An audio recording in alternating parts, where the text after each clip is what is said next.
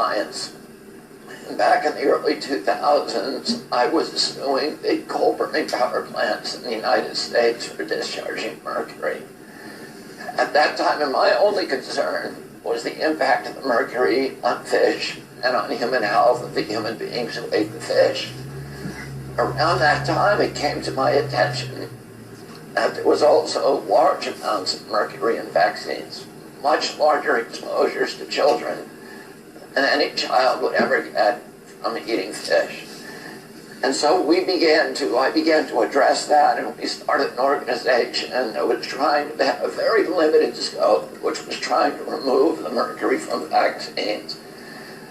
Little by little, I came to understand that there were larger problems with vaccines. And the central problem, and the one we were most deeply concerned with, was that vaccines in the United States were not safety tested. They have an exemption. It is not available to any other medical product. And that exemption, which most people cannot even believe, is an artifact of the CDC's legacy as the Public Health Service, which was a quasi-military agency.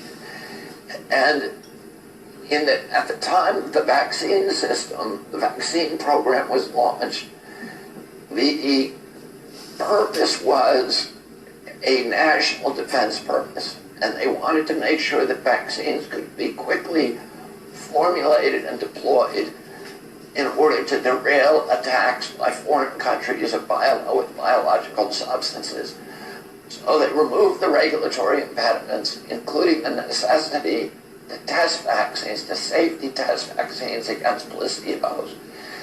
And so my very narrow purpose in starting the Children's Health Defense was to address this problem and get vaccines properly safety tested, because if they're not safety tested, nobody can tell you with any medical authority whether that vaccine is injuring more people than it's saving.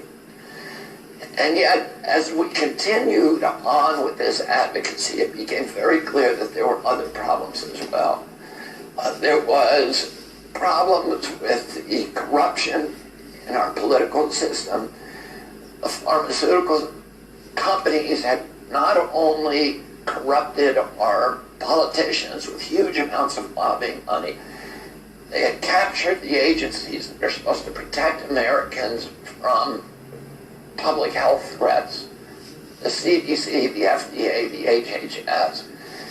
They had captured the press in our country.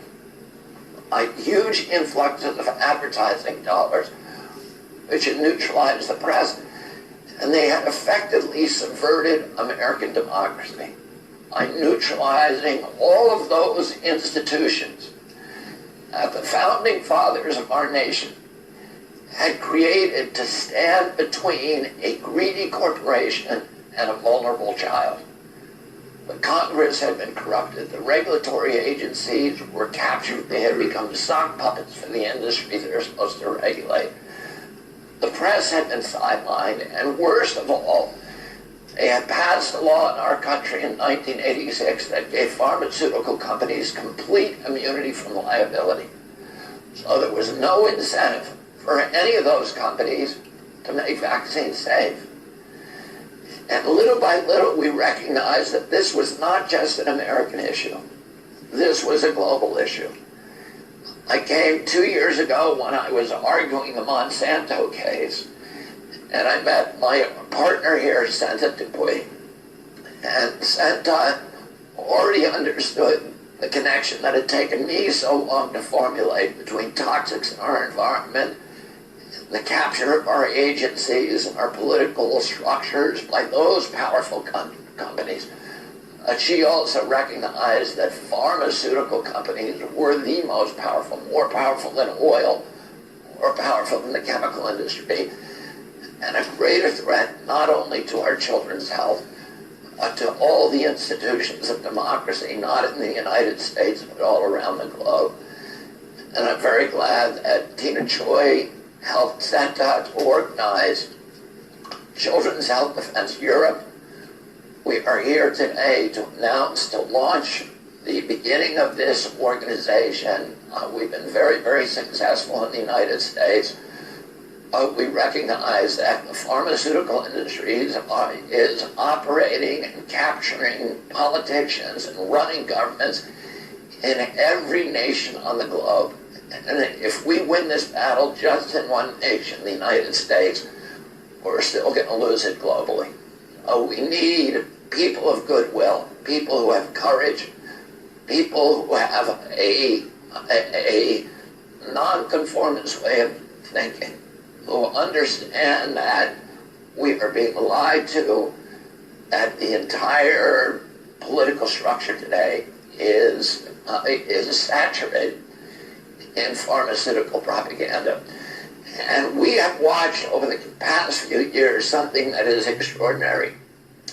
We are at an inflection point, I believe, in human history. The largest and most critical inflection point that humanity has ever encountered. For many years, totalitarian and authoritarian states have used the power of fear to engineer compliance in populations. I grew up understanding what happened in World War II in our country, and during the Nuremberg trials, Hermann Goering was asked by the prosecutor, how did you make the German people comply? And Goering said, it's not just Germany. This works in any country, whether it's a fascist country, or a communist country, or a monarchy, or a democracy. All the rulers need to do is to tell people that there's something they need to be fearful of. Point a finger at that source of their fear, and you can make human beings do anything you want. You can make them go to slaughter like sheep. You can make them obey. During the same Great Depression that spawned Adolf Hitler, we were very lucky in our country that we had a leader, Franklin Roosevelt. And he said, the only thing we have to fear is fear itself. He understood that fear would drive us into totalitarianism. Well, the biosecurity agenda that people like Bill Gates and Anthony Fauci and Davos and all of these people who are running now the global economy, they have understood for years that they have a power that no totalitarian government has ever had available to it, which is the biosecurity. You know, in Hitler could point at the Jews and say, those are the big threat. We need to be frightened of them, and everybody else needs to obey so that we can fight them off. Other countries were scared of the Bolsheviks. In the United States, our demagogues point to the Mexicans or dark-skinned people and say we need to be scared of them, or terrorists. And, all of those things get us to voluntarily give up, relinquish our human rights, our civil rights, and walk like sheep into the abattoir. But now they have a source of fear that is the most pervasive and all-encompassing power that they've ever had, which is the fear of pandemics. Governments love pandemics the same way that they love wars, because it gives them power, it gives them control, and it gives them the capacity to impose obedience on human beings. And today we have an inflection of new technologies that give governments the capacity to impose controls on populations that have never been imagined before in human history by any tyrant in history. We have 5G, which has created a surveillance state. 5G is not here for your benefit. It's not here so that it's going to make your life better because you can download your video game in 6 seconds rather than 29. The only reason for 5G is because it allows these big data companies run by Bill Gates and Mark Zuckerberg and Jeffrey Bezos to harvest our data, to listen to your conversations on your cell phone. They've always been able to do that, but there was no way for them to transport that data, to subject it to analytics, and then to monetize it and to sell it. Bill Gates today is building a city in Arizona, 80,000 people, with a data center, and will be able to take all of this new data, the data on your Alexis in your home. You think that Alexis is working for you? Alexis isn't working for you. She's spying on you.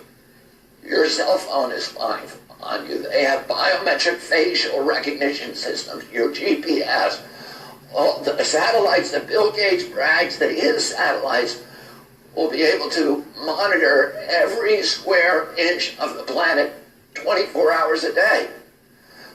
They're going to know, and then they have another innovation, which is digital currency.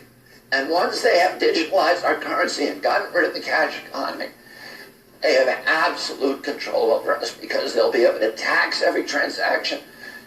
The banks will be able to cash in on every transfer of wealth, every transaction, no matter how minuscule, no matter how small. But also they'll be able to enforce obedience, because if you're disobedient, they'll be able to shut down your bank account and starve you, and you'll have no access to cash.